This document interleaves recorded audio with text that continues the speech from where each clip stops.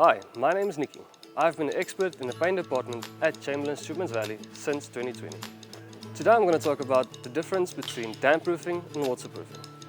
The misperception that customers normally get is that these two products are the same, but they're actually not.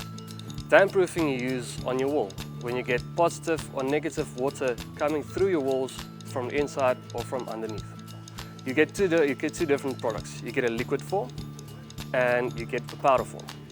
You have additive you throw inside of your plaster mix or cement mix. Then you get painted on. With the painted on, you just paint it directly on a bare surface, which prevents penetration from the outside to inside. With the powder surfaces, powder products, you prevent any water from leaking from the inside to the outside or either way around. Waterproofing is mainly used for your roofs. You get two different types of products. The one that has an extruded membrane, you need to soak inside the membrane inside of the product. That gives you a watertight seal. Then you get the new age, which you just paint directly over. The new age products has the membrane already included inside of the product.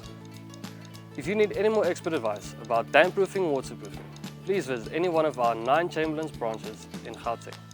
Chamberlain's, famous for hardware since 1903.